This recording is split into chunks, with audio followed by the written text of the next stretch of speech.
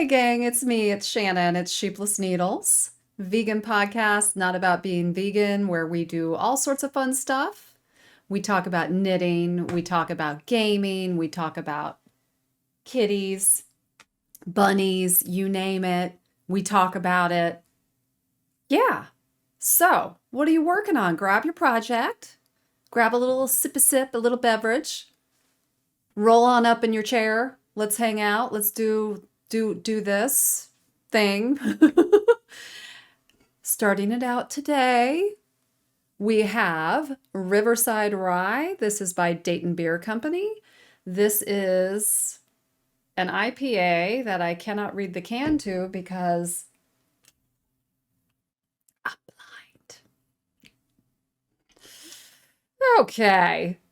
With the promise of spring ahead comes a beer to knock out the winter doldrums. That's what I needed. Our Riverside Rye IPA brings a delightfully spicy malt backbone. Oh, let me repeat that. Our Riverside Rye IPA brings a delightfully spicy malt backbone while showcasing an abundant assortment of our favorite hops. Hop notes of citrus, fruits, and berries usher in the feelings of spring sunshine and warmer days. So relax by the riverside and sip on the season of spring. Think Dayton, drink Dayton. I think I shall.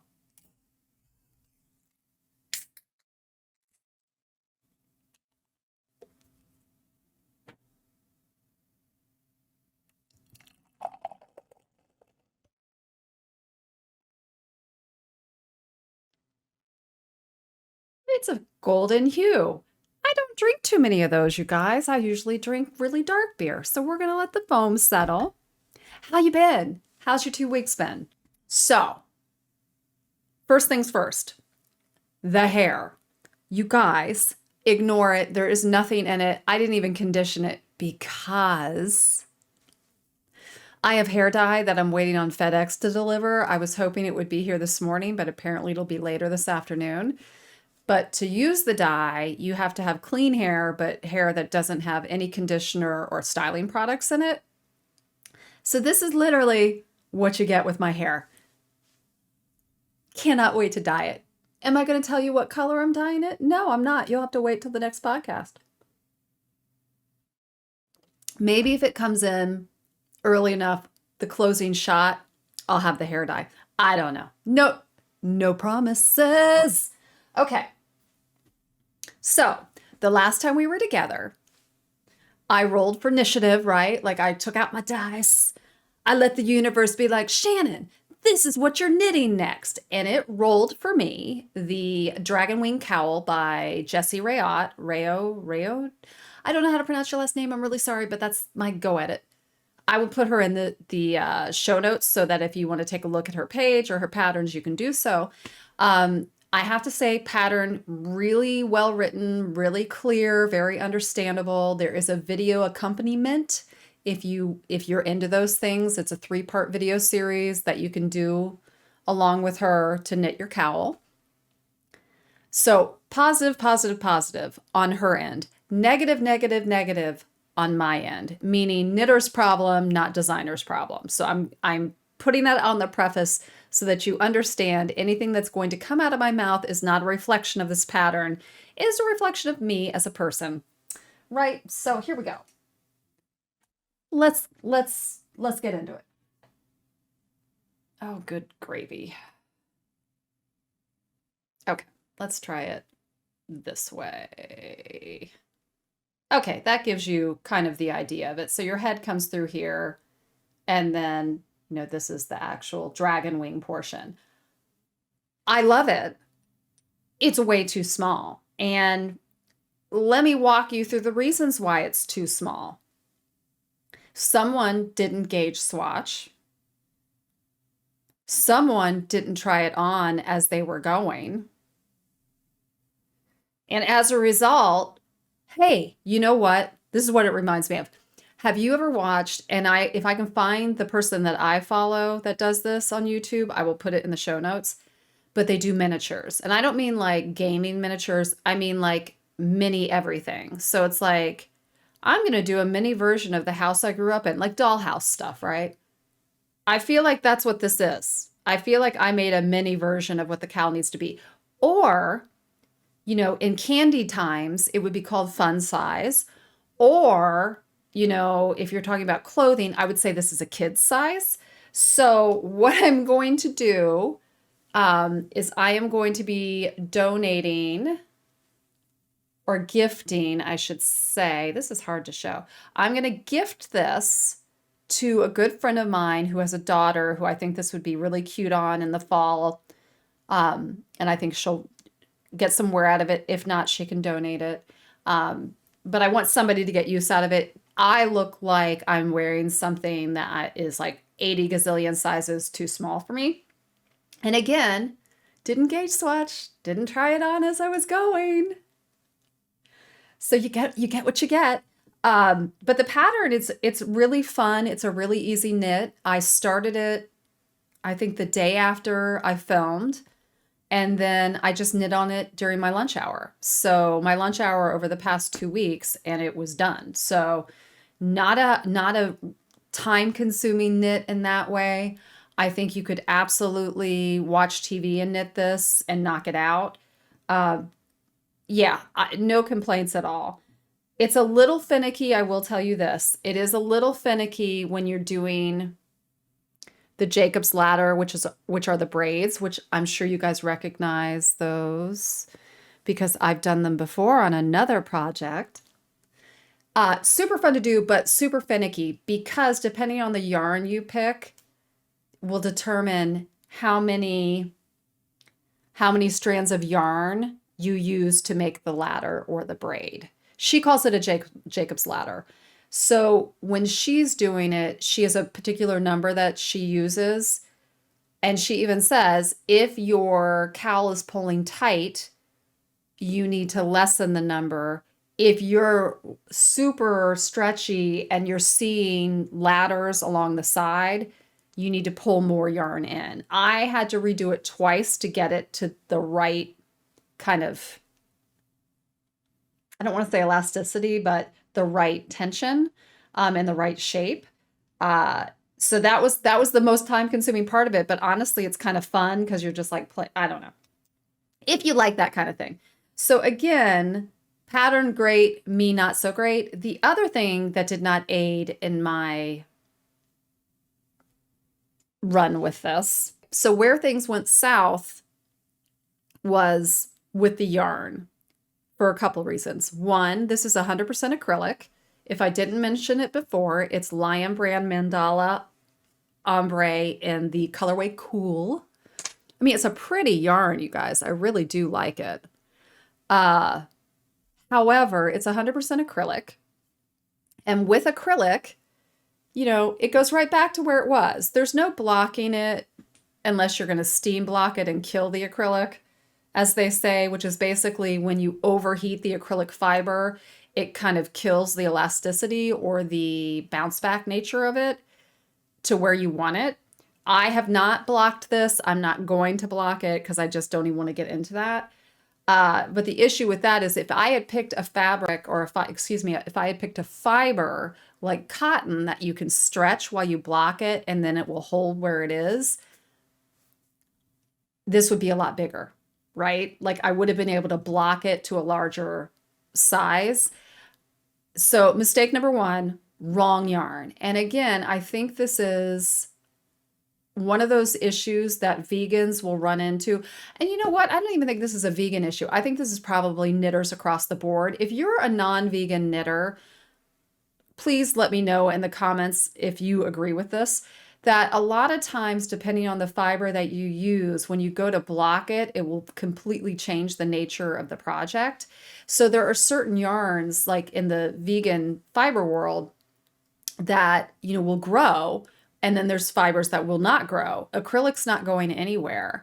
And this is one of the ones that you needed it to grow a little bit so you could aggressively block it. And so the yarn choice on this particular pattern, had I been paying attention, I would have picked up on the fact that, oh, this is an aggressive block, don't use acrylic. But I just didn't. And so that's where we're at with that. Now, the other issue with the yarn comes in when we start talking about the differences between budget yarns and maybe like indie yarns or hand spun, hand dyed yarns.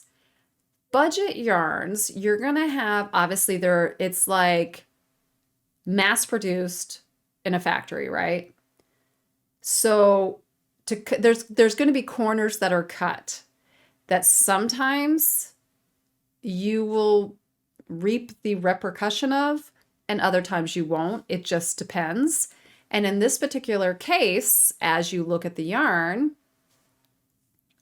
and you look at my cowl, so do you notice, like, here's where it started, right? You knit from the top of this, you knit starting here, and then you work your way down. See my nice gradient? Yeah.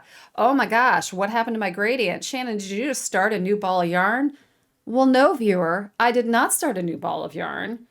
There was a tie-off in the middle of the Lion Brand ball, literally of white into black. And it was a square knot with huge ends on it.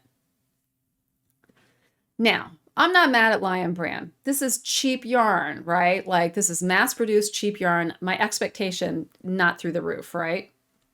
However, white to black, really, with a square knot? Come on. Anyway, whatever. So that happened. When I got to this point and I saw that that was going to be the case, I was like, screw it. I'm not stopping. I'm going to finish this because 2 reasons. I didn't love the yarn enough to frog it and regradient it. I just didn't.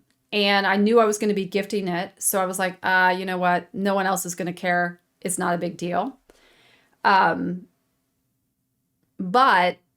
had I taken the ball of Lion Brand and rewound it, I would have caught that and been able to prevent it. So I think my takeaway is this. If you are using like a Lion Brand or a Premier or a Red Heart or a Michaels, whatever it is, you know, budget yarn, which don't let anyone yarn snob you out of using that. There is nothing wrong with using a budget yarn. I don't even like calling it budget yarn, but I don't know what else. Mass-produced yarn, I don't know what else to call it. In the notes, you tell me what to call it.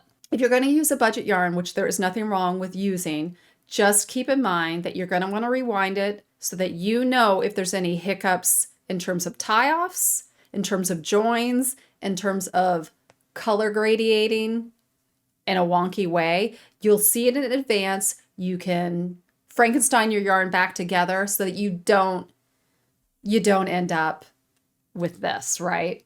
So no fault of the pattern, no fault really of Lion Brand. Like, again, mass-produced yarn, this is the kind of stuff you're going to run into.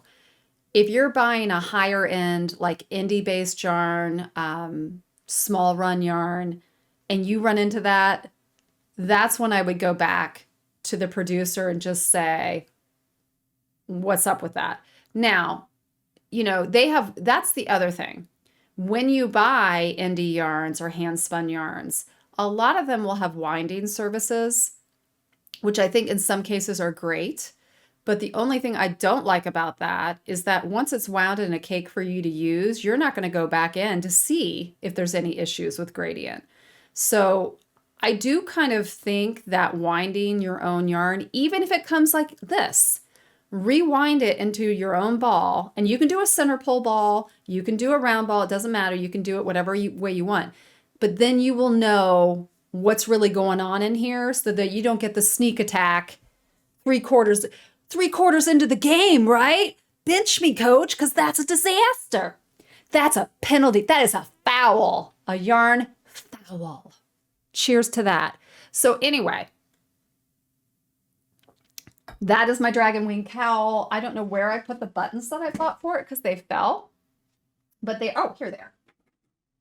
I just got on Amazon because I was like, I want like a toggle button, but I didn't want it to be like weird. And boy, did I go down a rabbit hole, but here it is. This is a resin horn replica and I love it. I will find another use for the rest of these because it came in a bag of 8 and I only used 3. But what I found when I looked up toggle buttons, actual horn, vegans, look out. Don't be blindly ordering toggle buttons without looking what they're made of, because that's a little scary. So I will probably eventually, I do really, really like this cowl. I will eventually reknit it. I will use 100% acrylic. Or, oh my God, drink, Shannon. Oh, 100% cotton. I will use cotton. Yeah, I will do 100% cotton on that. And I'll probably just do that on the down low. And when I'm done, I'll show you guys so that you can actually see the beauty of the cowl. I think I will also change the color spectrum that I was using. Obviously, this was like a, white, gray, black. I think I want to do more of a mermaid color pattern with that, where it's kind of like those deep, murky blues and greens. I think that would be really beautiful. So with a gold fleck going through there. Like, in fact, I think never mind. I'm going to work on that. I will report back. So that is my dragon wing cowl. That is you guys, I finished something that I started. Cheers. Okay. Oh, I'm sitting Indian style. The hips. Look at little Maggie, you guys. She's just sound asleep. She's just tuckered out. She's had a hard day. Hard day of sleeping. The other thing I've been working on is my Dustland sweater. And you guys have seen this before. I've talked about it before. The last time I had it out for you guys, let me show you where I'm at. Oh, we're blowing out. Okay, so let me come all the way up. There you go.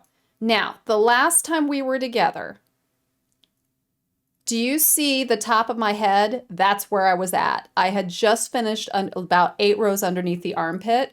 So I have done basically from the armpit down since in the last 2 weeks. That's pretty productive, right?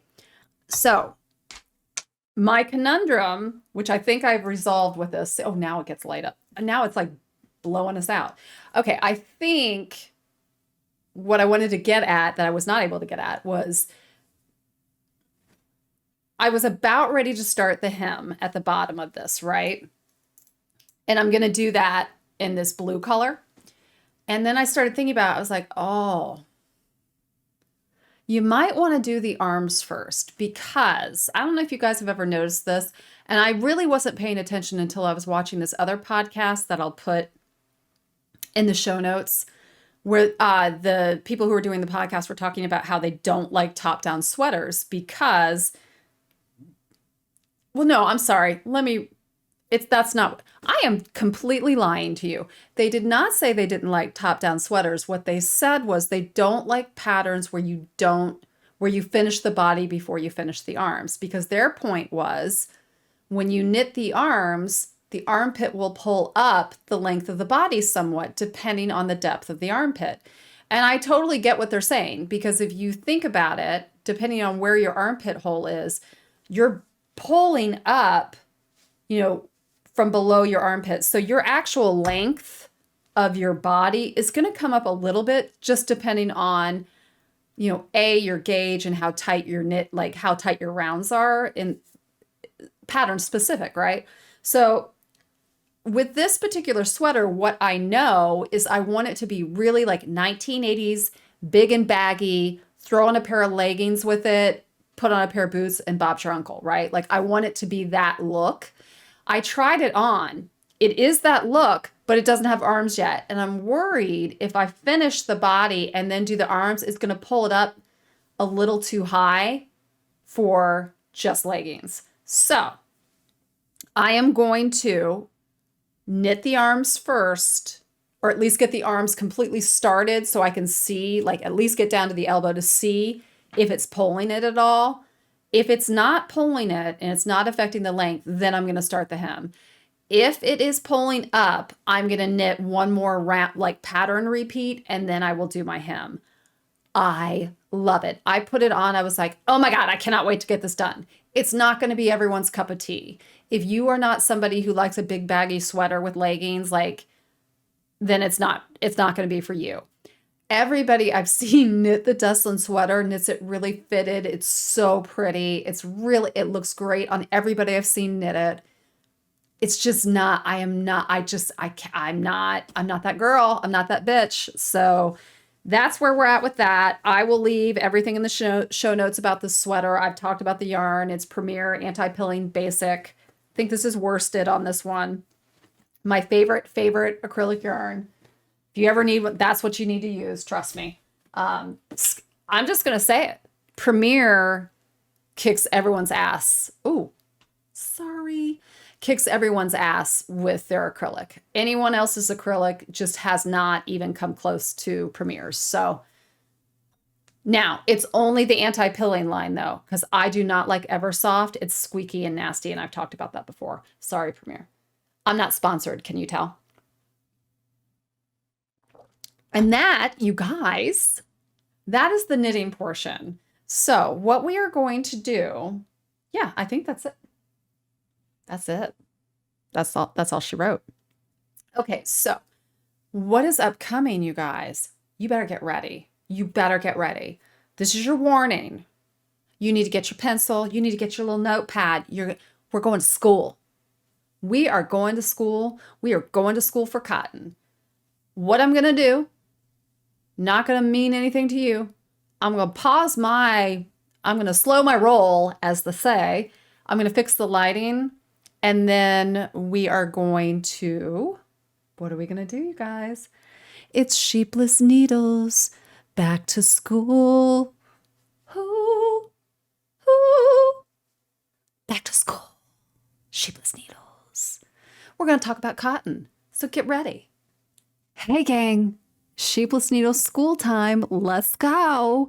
Do you have your pencils? Do you have your paper? Are you ready for a deep dive on one of our favorite fibers, cotton, the cotton of our life?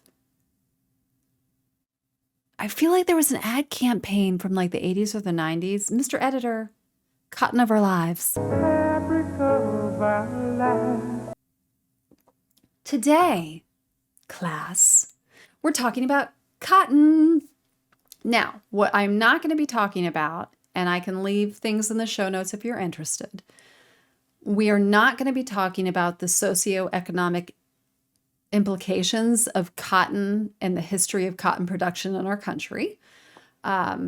That's a hot mess and another conversation altogether. That I think there are people who have done documentaries about the history of slavery in the United States, of cotton growing in the United States, all of that, who can talk about that in a manner that is far more educated and understandable than I would ever be able to hit it. So, different conversation. That's not what we're talking about. I want to do deep dives on different vegan fibers so that you have a better understanding of the fiber that you're buying and how it will affect your project that you're working on, whether it's a dishcloth, a sweater, a curtain, a cat sweater, whatever it is, right? I want you guys to be armed with as much base knowledge of the fiber that you need to have to make the right decision. Cotton. You guys, we have all gone to the yarn store or the big box store or the Joann. It doesn't even matter. We've searched it. We've Googled it. Whoa, girlfriend. Did you guys hear that? She just jumped down. It was like a sack of potatoes. Steve, you know what that reminds you of.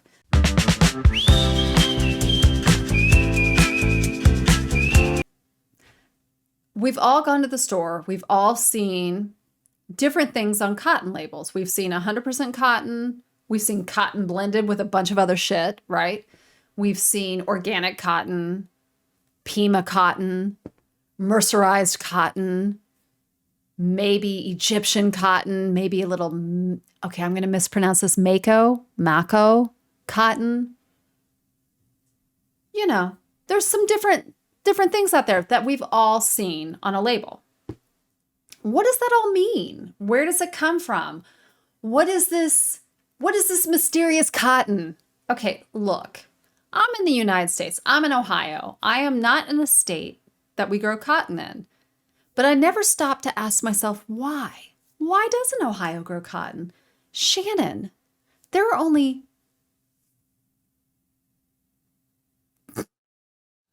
17 states in the United States that grow cotton. They're all in the South. Obviously, that has something to do with climate. They're in a totally different agricultural zone than I am in. So it's climate based. So there's 17 states in the United States that produce cotton. I will tell you that the top producer of cotton in the United States is Texas. Texas produces 40% of all the cotton that comes out of our country. I found that very interesting. I don't know why I thought it was going to be like Alabama or Georgia. Now it's Texas, then Georgia, then Mississippi, then Arkansas. All of this information that I'm going to give you right now is taken from the United States Department of Agriculture, the good old USDA. They've got a great research website, you guys, where you can research all sorts of shit. I was researching cotton. I will put the USDA research website in the show notes. You guys hit it up.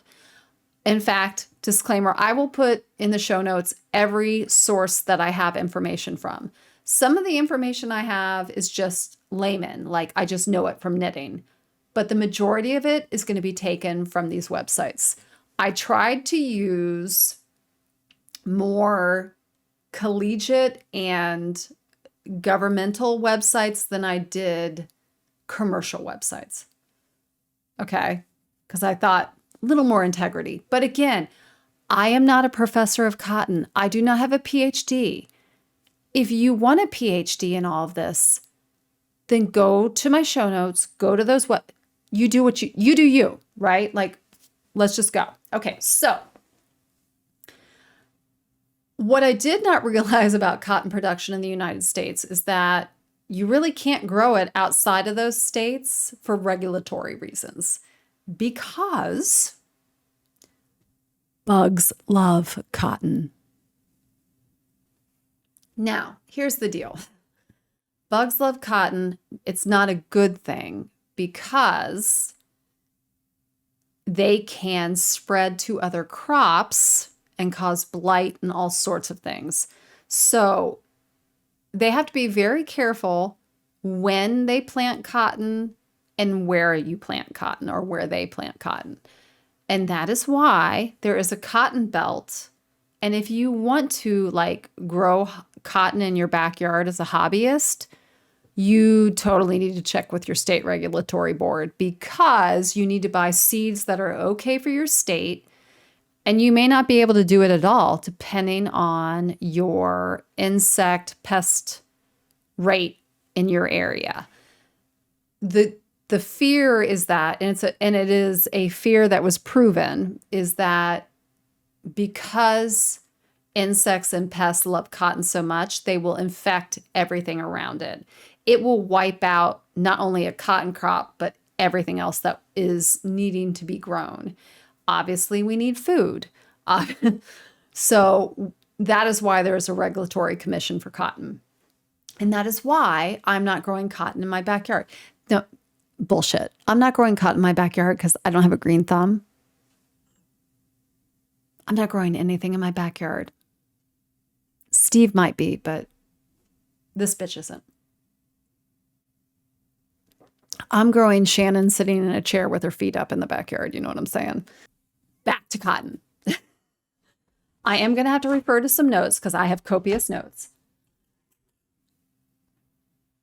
What I found interesting is I don't know why I was kind of surprised by this, but I was surprised by this. I knew that the United States was not the top producer of cotton, given that like when you go shopping for clothing, typically it's all made overseas, right?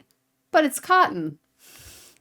So India and China really are the top producers of cotton, with the United States being kind of like the third. I think that like if I remember the statistic from the USDA is that we export 35% of the world's consumption of cotton, basically. So of everything that's produced, 35% of it is exported from the United States. That's a sizable chunk, right? Like, and it's not a small figure. Hang on, let me look at my notes here. Okay, so this, I was kind of shocked by this, but not really. In the United States, we produce 20 million bales of cotton annually, and that equals about 7 billion. 7 billion smackers, you guys. That's a lot of friggin' money tied up in that. And just to give you like a conceptual basis of the 20 million bales, one bale of cotton is 480 pounds of cotton lint. Okay. We're talking about like, Steve, do the math, put it here. 20 million times 480. That's how many pounds of cotton are pumped out of the United States every year. That's a lot, right? And we use cotton in everything. Like, you name it, household goods, clothing, yarn, like cotton's all over the place, right? It's the fabric of our life.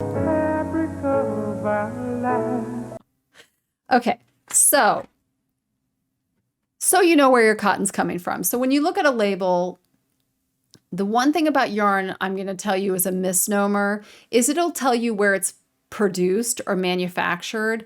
That's not necessarily where the fiber came from. So keep that in mind. Like, I was just working with a yarn that was produced in Turkey, but I know where the fiber came from, and it wasn't Turkey. So there's a lot of like rigmarole, like fiber may come from the United States, be exported, and then in the country where it's exported to, it's produced into a finished good.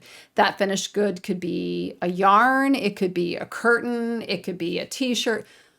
Dude, it could be about anything. So just because something is produced in a country does not necessarily, or manufactured in a in a country does not necessarily mean that is where the ingredients or the base fiber came from. Right? So just keep that in mind with label reading, that just because something is manufactured in the United States does not mean that whatever the ingredients are were grown in the United States. Just saying. So if you're somebody who's like, I only want America, like, keep that in mind that you need to look at your tags. I'm not saying there's anything wrong with only buying stuff made and produced in America. Whatever, that's fine. You do you. I'm just letting you know, read your labels. Labels, guys, come on. Cheers to labels. Or not. Okay, so we've kind of covered the fact that cotton, global crop, India, China, United States, we're producing the most of it. If we look at cotton in general, there are two types, okay? There's upland cotton and there's Pima cotton. Now, if you are like me, you had no idea what upland cotton was, you've never heard the term before, but you've heard Pima, right? Here's what I find funny about that. 97% of the cotton produced globally is upland cotton. 3% is Pima. Now, I fact-checked this. I went to 7 different places, and they all agree on that. So, listen, that's what we got. I just think that's really funny that I had never heard upland. The other thing that I thought was funny about that is they start giving you nicknames, or like, here's what else this goes by. Mexican cotton. Nope. Can't say I've ever heard or seen a label that said Mexican cotton. It just says cotton. So if your label just says cotton, it's upland cotton. It's not Pima. And the other thing I learned is if your label says Pima cotton, it might not be. They might be lying. We'll get into that. We'll get into that when we get to Pima. All right, so we've got two different cottons produced, upland and Pima. And you might say to yourself, sheepless needles, Shannon, how do you know what the difference is? Like, how would I know? Well, you as a layman like me, the only way we're going to know is, again, read your label. Because I'm not going to know by feel. Like, if you handed me If you handed me all of this and said, hey, Shannon, identify the type of cotton, that shit ain't happening. I don't know. I got a 50-50 chance, right? Pima or upland. And if I know that upland is 97% of the cotton produced, I'm probably going to say it's all just cotton. 3% is Pima. But what distinguishes the difference between upland and Pima? And I did not know this. It is about the length of the fiber that is spun. So that when you have a cotton plant, and Steve put a picture of a cotton plant, we all know what the white poof looks like, and it's got seeds in it. And I'm not going to go into the manufacturing and like harvesting of cotton. We all know they take the seeds out and you're left with this lint, right? And that lint is the fiber, yada, yada, yada. So the lint length, or the fiber length within that lint, is what determines something as being Pima or something as being upland. Upland has a shorter fiber. According to Pima.com, like PimaCotton.com, the USDA, I don't know, textile, I'll put it all in the show notes. Basically, upland cotton is a shorter fiber length. It's like 1 inch to like 1 1/4. And that's your standard run-of-the-mill cotton fiber. 97% of the cotton produced has that fiber length. Pima cotton is longer. It's literally 1 3/8 inch and longer. So it's a longer fiber. Now, if you just think about that logically, a shorter fiber that you're going to spin, the shorter the fiber, I feel like the tighter, like it's going to be more compact and maybe not as soft. That's just what my brain goes to. Is that true? I don't know. This is conjecture, you guys. Do your own homework. Pima, with it being a longer length, has the propensity, if it's really a long length and you're spinning it, I feel like it's going to be more aerated. It's going to be softer. That's what I think when I hear about fiber length. Now, there are 3 things that they kind of look at, like they being scientists and things like that, when they talk about fiber or cotton in general. And it's going to be the airflow or the micronair, the length of the fiber, and the strength of the fiber. And we can get in the particulars of that. The one thing I will tell you that is probably the most important part of cotton in terms of a fiber is its breathability. Whether it's upland or Pima, there's a breathability to cotton that like an acrylic or an animal fiber is not going to have.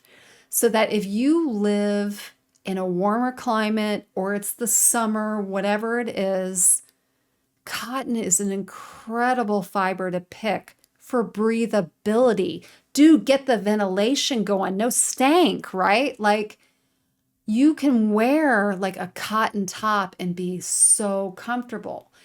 And I think that like when I started knitting and I thought about garments being knit, I really only thought about sweaters and like heavy winter fabrics, right? Dude, no. If you were like me and you thought, I'm not going to garment knit because that's just warmer weather bullshit. It's not. You could knit a t-shirt. Listen, I've knit. You go look at my history. I've got little tees. Come on. Cotton, fabric of our life. Fabric of our life. Cheers. So the breathability, back to that, uber important. That will help you when you are looking at a project and it is a sweater, right? And you're looking at the photos. Let's just say you're on Ravelry and it's a winter cornucopia of snow, reindeer, like little kids in hats with big ass pom-poms. Cotton's probably not your choice. Okay? But if you're looking at a photo of like a girl in a sweater and there's like the ocean behind her and she's got like a margarita, cotton's your girl. Breathable. It lets air in and out. That's a great fiber, you guys. Now, as a vegan, I'm going to tell you, if you want cotton to be less breathable, drink. If you want less breathability, change your gauge, tighten it up, shorten that fiber or that knit so that you close the gap, right? That can help you, because I do have cotton sweaters I wear in winter and they're fine. So more tightly knit would aid to colder weather knitting. Okay, anyway, those are the three barometers that people look at with cotton. You know, the airflow, the length of the fiber, and the strength of the fiber. So Pima has a longer length, and let's do some examples here. Hang on. I need the specs. Let me find. All right, so this, oh, sorry, blown out. This is 100% Pima cotton. Now, the one thing I'm going to tell you is that I don't think I would ever know. Hold on. Hold on. This is organic cotton. Now, these are both, like, this is a fingering weight, this is DK weight, so keep that in mind. But, okay, I can already tell you the Pima is a little bit softer, but nominally so. Like, I don't know that when I knit a garment that I would necessarily pick up on the difference in the way that you think you would. Like, obviously there's a difference between linen and cotton, and you can feel that. I'm not feeling that with these, right? So let's go back here. So we've got upland cotton. Let me give you a little Latin here. Are you ready for this? Hang on. I wrote down how to pronounce this because I didn't know. Gossypium hirsutum. That would be upland cotton. There's also Gossypium barbadense. Barbadense. And that would be Pima. So you've got GH and GB. Within the upland, which, remember this, 97% of all cotton produced is upland, which is the Gossypium hirsutum. There is a particular breed of cotton that is only produced in California. And it's called Acala cotton. It's in the San Joaquin Valley in California. I don't have any of that. I have never seen Acala cotton called out on anything that I've ever purchased. If you have, please put it in the comments. Let me know what it is that you purchased. And let me know what you thought of it. Let me know if you think that there was a difference between that particular breed of cotton and any other cotton that you've purchased, because I have no info on it. So again, the majority of cotton is going to be, just cotton, right? Within the Pima cotton family, which remember is the Gossypium barbadense. Barbadense.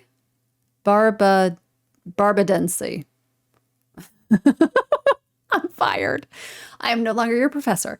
Okay, so within that family, there would also be Egyptian cotton and Mako cotton. I don't really know how to pronounce that.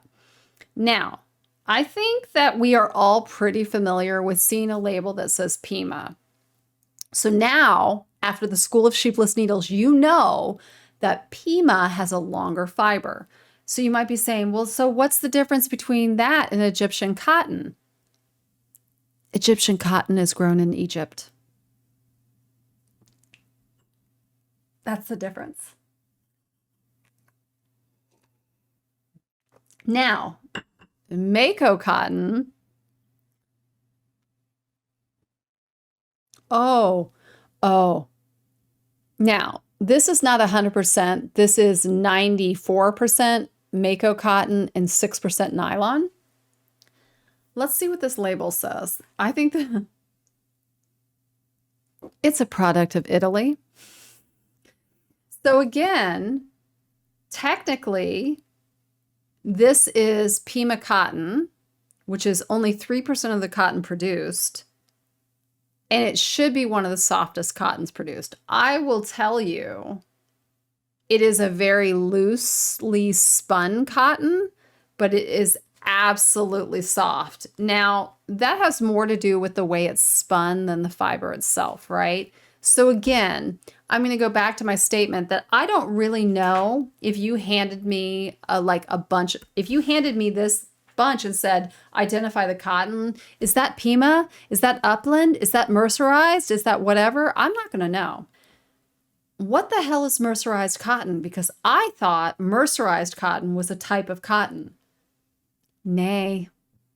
In the words of Bailey Sarian, nay, nay. To mercerize a fiber, you're basically soaking it in a base or an alkali bath. That bath will open up the fiber and it will allow the fiber to accept dyes, and it holds dyes better than a non-bathed fiber, okay?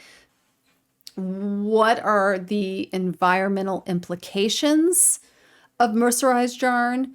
Well, let's just talk about the environmental implications of cotton in general, because I think that that is a big bone that people like to pick at or break apart when they start talking about vegan fibers. Like if you're a vegan and you're a vegan knitter, we've all been confronted with the animal fiber user who's like,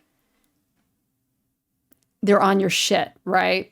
We all know what it's like. And they bring up the environmental impact, which, listen, that's a podcast for another time, because if we want to talk about environmental impacts, animal agriculture will trump this every single time. So there's that. But their argument is that certain fibers are just brutal in terms of the environment. I'm going to tell you, this is the first fiber I've done a deep dive on, so I can't really compare it to other fibers. When we get through the school of sheepless needle fibers at the end of it, maybe I'll have a gradient to say these vegan fibers are more environmentally impactful than, the other. I can't do that. This is the first one. I've got nothing to compare it to. Here's the deal. Organic cotton is super important because it doesn't use insecticides or pesticides. It still uses fertilizer, you guys. Keep that in mind. And fertilizers do have an environmental impact, but they don't spray the crop, right? Non-organic cotton, this floored me. I went to an article that I saw on treehugger.com, and it was from the WWF. So I backtracked, went to the WWF, found the full Shazam, and this just floored me. Hang on, I'm going to need my glasses because this was like a lot of information. 10% of pesticides and 25% of pesticides used globally are used on cotton. 10% of all pesticides used globally are used on cotton. 25% of all insecticides globally are used on cotton. Dude, that's a lot. So if you are buying non-organic cotton, that's 35% of the asides used globally. That is a lot of spraying, right? That is a lot of like lethal chemicals that are being sprayed on crops. And there's going to be runoff, right? And what's happening with that runoff? Where does it go? Listen, we all know it contaminates groundwater, and that's not a good thing, right? Nobody wants that.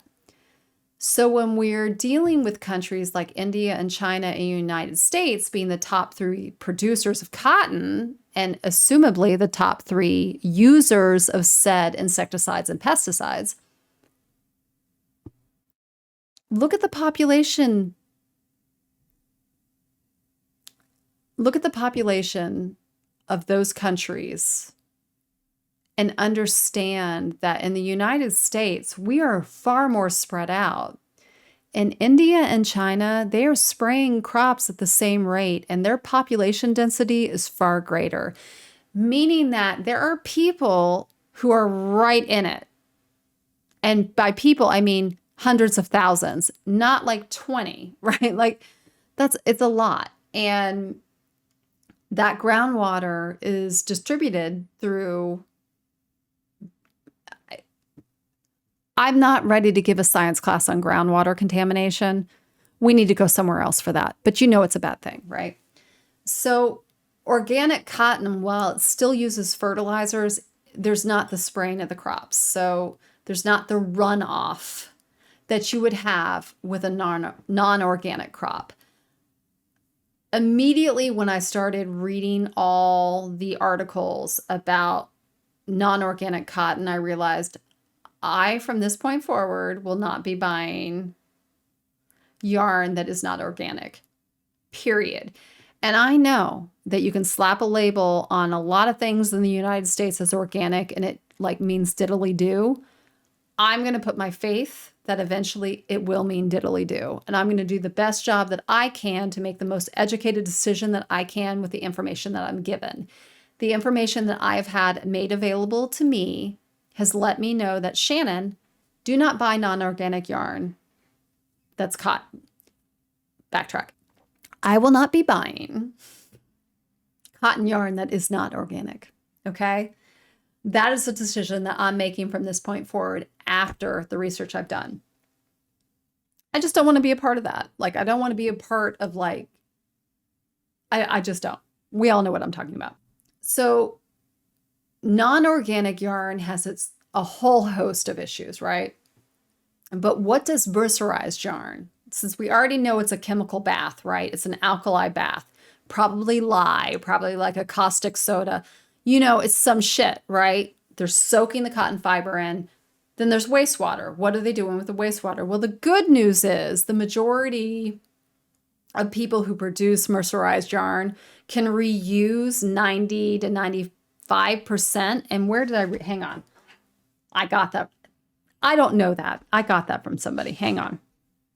Textilelearner.net.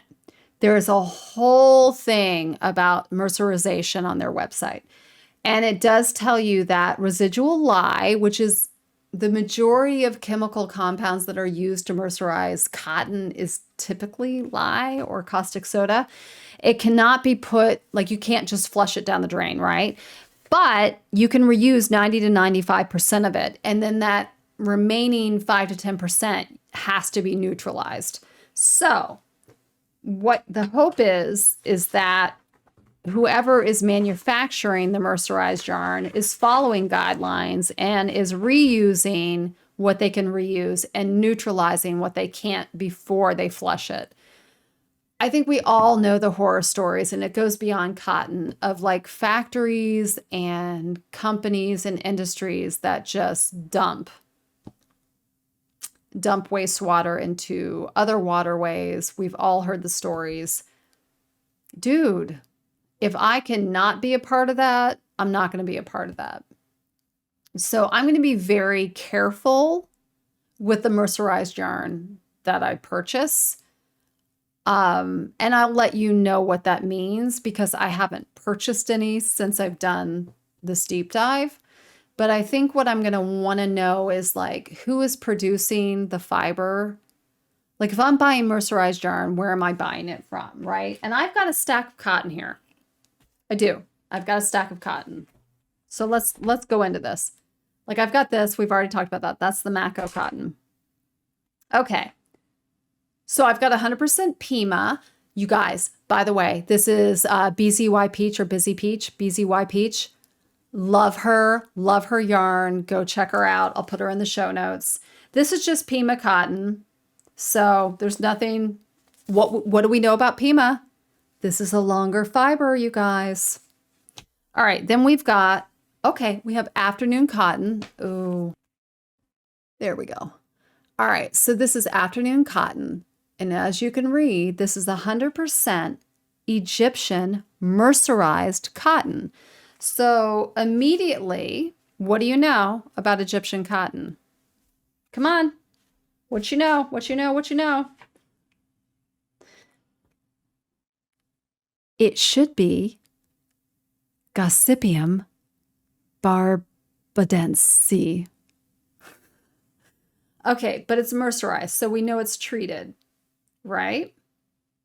What I don't know is what treatment method it was used. What I do know is that it was tested. This is OEKO Tex or OECO Tex, Confidence in Textiles. It is tested and approved against 350 harmful substances.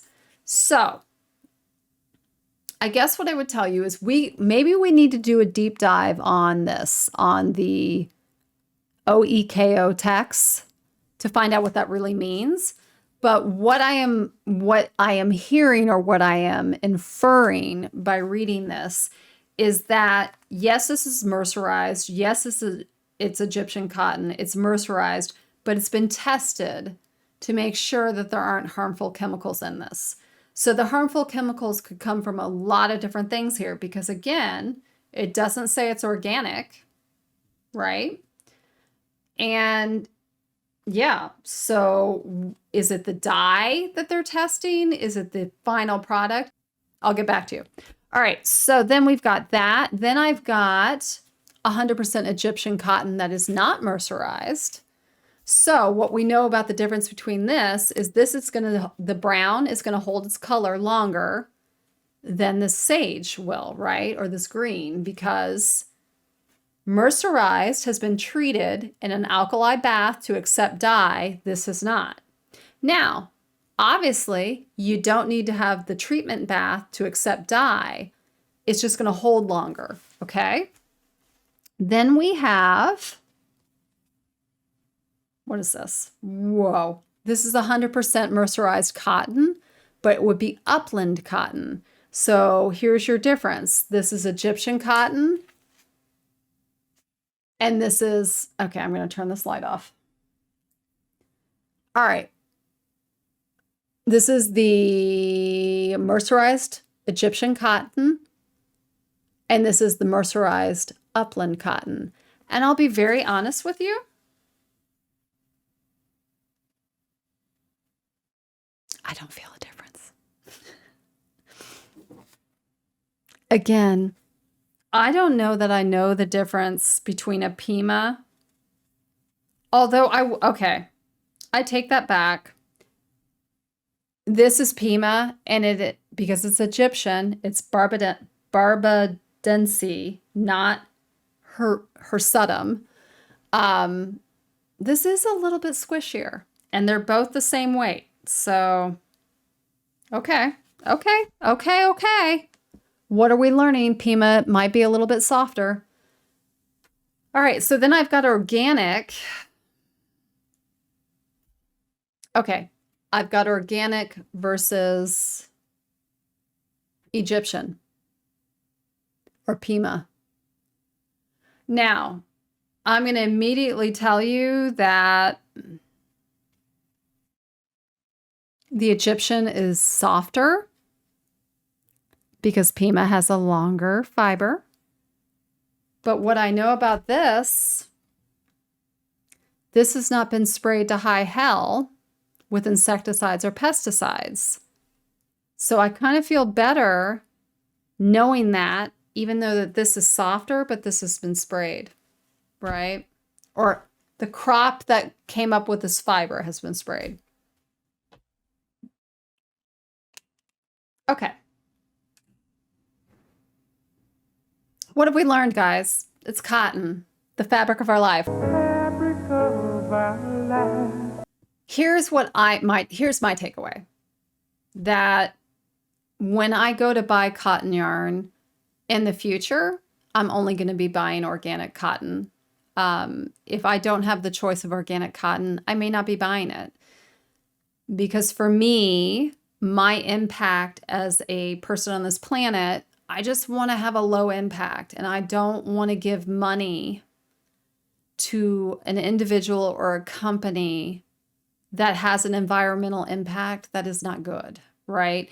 And listen, no environmental impact is going to be good, right? Like, we've got to make choices, and I don't have to knit, right? So if I'm going to knit, I don't want it to be contaminating groundwater. And yes, I know that I'm just one person, but if we all approach our purchases with that education in the background, we can make better choices. And it's okay if you're just buying cotton and it's not organic. That is okay, right? But just know what you're buying and don't buy something that you don't need. I guess that's my takeaway. And with vegan fibers, there's so many options out there. But again, like, if we can slap organic labels on everything and there's no like, there's not really checks and balances to make sure, doesn't mean anything. And I know when we talk about like lettuce and like going to the produce aisle in the grocery store, that's a huge issue because people will say organic, and what does that really mean in the context of what you're buying? So keep that on your back burner. But for me, I will buy organic when I can. Probably with cotton, that's the only cotton I'm going to buy. And I don't know how I feel about like mercerized yarn. I feel like if I know that that the factories or the industry that is mercerizing the fiber, if they're reusing their wastewater and if they have a good system for neutralizing what's left, I'm okay with that. I mean, science gave you the chemicals to handle that, and I'm good. Now, what I don't know is, how do I find out who's mercerizing the fiber? And how do I find out how they handle it? I don't have an answer to that. I'm going to have to work on that, just like you need to work on that. My lipstick, if that's something you're interested in. So I'm just trying to make the best decision for the planet that we live in, right? I already feel like cotton's a win over animal agriculture. And I don't think I need to get into the particulars of that. If you're vegan, you already know. If you're not vegan, and that's something that you don't understand why people have an issue with it, because people love their animals. There's a lot of research you can do online. There's a lot of research you can do online, and just do it and make your own decision. I am not here to make anyone feel bad for their decisions that they have made in the past, or that they're going to make today, or that they're going to make tomorrow. My only request, Sheepless Needle's only request, is educate yourself and then make your decision. And whatever decision you made, whether I like it or not, if you're coming from an educated point and you know what you're doing, I'll back you up. I may not like it, but I will back you up. But if you're making a decision sight unseen and you have no fucking clue, and then you're going to come at me about animal agriculture versus no, we're not having that conversation. Okay, you guys, school's out for summer. School's out for recess. If you haven't seen Dazed and Confused, my favorite part of that movie is when the teacher is letting everybody out. She's like, just remember what you're celebrating. A bunch of fat white men dumping not wanting to wait. Oh, let me try that again. But it's like, you're celebrating a bunch of fat white men not paying their taxes. And Parker Posey. Oh my God. I love Parker Posey. Okay, you guys, the other thing, before we wrap up Sheepless Needles, and this has been a long-ass episode, and I'm really fucking sorry. I'm not sorry, but sorry. I forgot to show you the fiber. We'll do that later. Okay. You guys, I just want to report back on one thing. Now we know my journey as Shannon at Sheepless Needles. I've got to turn this shit off because I can't see. Okay. We know that I'm on a journey, right? I'm trying to get buff. I'm trying to be, Sarah from Terminator. That's her name, right? Oh, motherfucker. Why can't I remember it? Because I've had too much beer. Okay. So anyway, I, for the past 4 weeks, have been doing straight to the core, Rebecca Kennedy, Peloton. Now listen, you don't have to have a Peloton treadmill or a bike.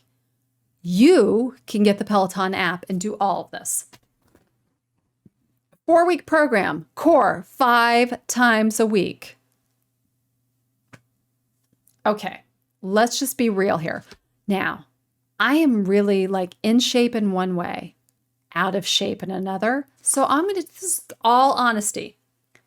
When I started the program, when you start the 4-week program, 2 days in, you do a fitness test. I was in tears. I'm not going to lie. 5 exercises. The first one is a high plank. My first go around. Now here's the deal. High plank. If you dip your hips or shake, you're done. That's it. The goal is to be very honest. And when you're done, and you clock your time. Okay. So high plank, I was able to hold for 61 seconds. This is the first test. And I was done. I dropped to the floor and thought I was dying. Second exercise, hollow body hold with your arms overhead. It's like you look like a V, your lower back's on the floor. How long can you hold it without your arms moving or you falling out? Dude, I could only hold it for 21 seconds and my arms were done. That's okay. Left side high plank. You know what it is. And again, if your hips shift forward or back or dip, you're done. 40-second hold. Right side high plank. 46-second hold.